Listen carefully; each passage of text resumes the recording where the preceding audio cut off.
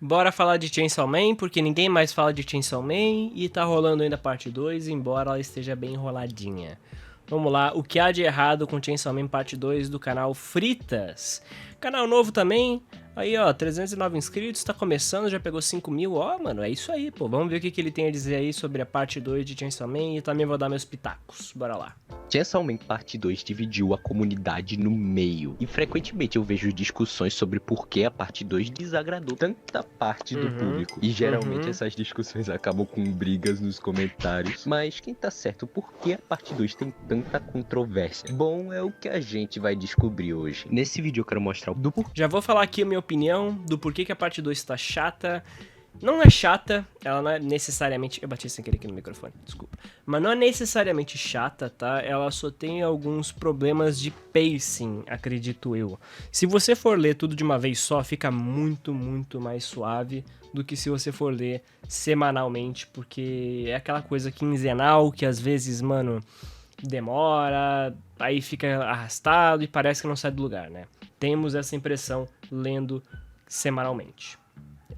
Não tem como fugir, tá? Com Jujutsu foi assim, com Bleach foi assim. A galera sabe como é que é. Naruto foi assim, mano. A guerra era infinita. Foi quantos anos de guerra? 4 anos só de guerra ninja. Mas enfim, com Chainsaw Man o ponto é um pouco diferente, porque a parte 2 já passou em tamanho da parte 1.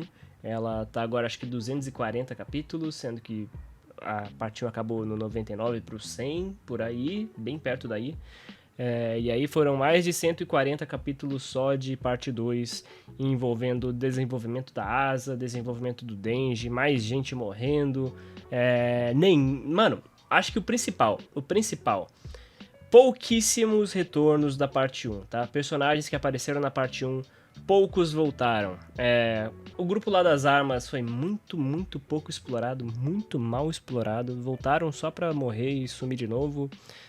Acho que isso foi um problema, tá? Na minha cabeça foi um problema. O Katana Man, ele teve participações, mas tá, meio que tanto faz depois de um tempo. E as coisas depois foram escalando de uma maneira muito, muito absurda. Então, tipo assim, é até difícil de quantificar quantas pessoas não apareceram. A gente não sabe até agora onde tá a Power. Até agora a gente não sabe onde é que tá o Kishibe, o que aconteceu com a Kobeni, o que aconteceu com uma galera aí que, mano, ficou na parte 1 e tá bom, sabe? Acabou. Sendo que tá acabando o mundo e a gente não sabe nem o que aconteceu com essa galera aí. Então, o Fujimoto, eu acredito que ele peque muito pelo excesso. Coloca um monte de personagem novo e não explica tão bem os antigos. Então, é aquela coisa de pouco desenvolvimento, pouco contato, um contato muito breve e mil e uma coisas acontecendo ao mesmo tempo. Então, mil e um plots em andamento ao mesmo tempo. E o Demônio da Justiça explica tudo, e o Demônio da Justiça é isso aqui, e aquilo ali, aquilo ali também é o Demônio da Justiça. E aí, ok, tem a ver com o conceito de justiça ser relativa, né, e tal, mas, cara, Que alguns consideram tão bom e por que outras pessoas consideram tão ruim. E pra mim, ele começou legal. A parte 2 começou legal. A Asa é ótima. A Asa Mitaka, ela é ótima. Ela salva a parte 2 tranquilamente. Mas tem problemas sim. E parte desses problemas tá aí no elenco. E a verdade por trás de todo esse debate que acontece desde o início da parte 2. Pra quem não tá ligado, tem a obra Chainsaw Man, que teve a parte 1 finalizada lá pelo capítulo 100, mais ou menos. O autor, depois disso, deu uma pausa no mangá e depois voltou com a parte 2, que desde o seu lançamento tem gerado dúvidas e debates sobre a sua qualidade. E eu vou analisar esses argumentos de forma neutra pra ver de qual dos argumentos de ambos os lados tem sentido. Tá, mas de onde vem toda essa divisão de opiniões? O primeiro deles é o cronograma de publicação do mangá, que geralmente funciona semana sim, semana não. Uma semana tem capítulo e na outra não tem. E no mangá como Chainsaw Man acontece muita coisa muito rápido. Muitas vezes um capítulo acaba em menos de 1 minuto. Isso pode acabar sendo frustrante para algumas pessoas. Tipo, Cara, é uma leitura muito rápida. Tipo, muito, muito rápida. Vou ler Chainsaw Man. Acabei. Ok, isso aconteceu só. Tá bom. Então, tipo, não sacia o leitor semanal, mas nem ferrando. Acaba em menos Nem de um ferrando. minuto e não acontece muita coisa que deixe pelo menos a maioria das pessoas super empolgada. E apesar de não me incomodar, eu vejo que isso é sim até que verdade. Em muitos momentos, quando Sim, eu é tô verdade. lendo o mangá, eu vou olhar os comentários e eu vejo a galera dizendo que leu em menos de um minuto por aí. Querendo ou não, isso pode frustrar. Tá, ler menos de um minuto também é sacanagem. Tipo, pô, você não vai ler em menos de um minuto. Você vai ler em 2, 3 minutos, mas não em menos de um minuto, meu amigo. E mesmo se você for ler menos de um minuto, aí você tá forçando a barra. Você tá pulando o quadro só pra fazer speedrun de mangá. Algumas pessoas. Pessoalmente, essas coisas não me incomodam, mas dá Dá pra ler em uns 5 minutos tranquilo um capítulo de Chainsaw Man. Tranquilo. entender quem incomoda também. Mas você deve ter percebido que isso não tem a ver com a história em si. Esse é um dos mais leves em questão de gerar discussões, mas eu queria já falar aqui de início logo pra tirar ele. O segundo é que a arte diminuiu de qualidade. Você consegue ver nos Sim, a arte tem menos detalhes, sim, com certeza. Porque eu acho que ele tá sem assistente agora. Não sei, mas eu tinha lido alguma coisa sobre isso, que eu acho que ele tava sem assistente, ou aconteceu uma parada na produção que mudou. Enfim, a arte teve sim um downgrade, mas também teve uma mudança de traço. Teve uma mudança de traço que é bem visível da parte 1 pra parte 2. Mas os primeiros capítulos da parte 2, que eu diria que foi o auge da arte de Chainsaw Man, porque eu sempre achei muito bonito, que parece que por volta de certos capítulos a qualidade passou a cair. E obviamente uma apresentação com uma arte muito mais bem trabalhada dá mais impacto para as coisas, então também dá para entender porque algumas pessoas acabaram se distanciando. E não Pô, não tem como, mano. É aquela questão de, tipo, distância pela parte de, cara, além de ser muito rápida a leitura, você vê que o bagulho não tá naquele nível, então dá uma desanimada assim. Mas em contrapartida, tem momentos legais, tipo esse aqui, ó. Tem momentos que são bem desenhados, sim. Não, óbvio que, pô, a parte 1, mano, não tem comparação, tá? Não tem comparação. Pô, não tem como. Mas, em geral, tem momentos também que são bons. não é que a arte esteja horrorosa ou que ela tenha que ser Tem painéis muito bons, sim. desenhada por, sei lá, um desenhista fodão aí. Fiquei sem criatividade. E apesar de eu achar que a arte tá melhorando, não dá pra negar que antes era bem mais bonito. Não se sabe exatamente o motivo pra decair, mas eu vou elaborar isso quando eu estiver do lado da defesa. Mas não dá pra negar que a qualidade da arte pode interferir pra algumas pessoas. O tópico que é bastante comentado é a falta de personagens interessantes pra parte 2. Dizendo que comparado à parte 1, os personagens secundários, como a garota AIDS e a MC Caixão, eu me dei a liberdade pra adicionar esses nomes. Inclusive, a MC Caixão foi a ideia de um inscrito no canal que deu uma sugestão. Lil D foi... Cara, Lil D é um apelido muito bom lá na gringa. Mano, Caixão tá ok. Não tá nem perto do nível do Lil D, da ambiguidade, mas tá bom. Brasileira Tá pro bom. nome Little D, como ela é chamada em inglês. Eu acabei adotando esse nome pra mim, eu achei muito engraçado. Enfim, dizendo que esses personagens são sem graça, não tem tanta importância. A Fumiko, ela tem importância, ela é boa sim. O Yoshida também. Só que depois desses, mano, não tem muitos aí que se salvam, não. E quando começam a ter, ou morrem, A Nayuta era boa também, a Nayuta era bem boa. ou só somem do nada. E esse eu concordo em partes, mas de novo eu vou tratar sobre isso mais tarde, porque agora é o último tópico negativo, que é a quebra de expectativa pra parte 2 e a regressão do personagem do Denji. E Não teve isso. Não. Isso aí é lenda. A regressão do personagem do Denji? Não, cara. O personagem, ele tem só evoluído, mas não no sentido normal que a galera espera. Tem a questão da quebra de expectativa, sim. Mas o lance do Denji é que ele tem uma jornada negativa, não é uma jornada positiva. O final da parte 1 inteira é uma jornada positiva do Denji. Ele vai criando uma parada e tal. Na parte 2 é uma jornada negativa. Ele vai perdendo as coisas, ele vai reaprendendo que o mundo é ruim, né? Ele vai reaprendendo isso. Ele sai do colégio, né, e tal. Então, tipo, tem outras coisas aí envolvendo a parte 2. A parte 2 é uma jornada negativa, a parte 1 é uma jornada positiva. Não tem a ver só com, deixou de desenvolver, não. Ele gosta de bunda. Não, ele sempre foi assim.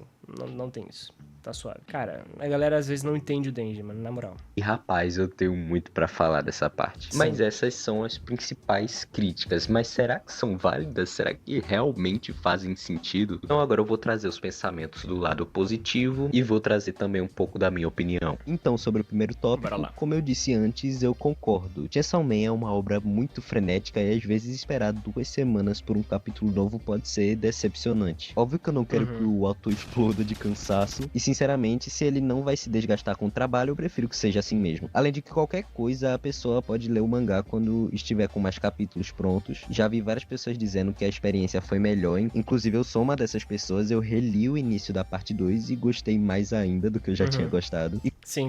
Quando você relê, mano, tudo de uma vez é bem melhor. com certeza a obra se Bem beneficia de ser lida sem pausas com o lançamento de capítulos. Assim como provavelmente a maior parte das pessoas leu a parte 1 sem pausas semanais. Pelo menos na maior parte da história. Então esse tópico tem até seus motivos válidos, mas é só esperar e ler depois. Sobre o segundo tópico, a arte do mangá, sim, ela piorou, já vou adiantando aqui. Não tem como negar isso. Então eu dou razão nesse ponto. Mas eu acho que a arte está sim melhorando a ponto de termos muitos quadros épicos e radicais.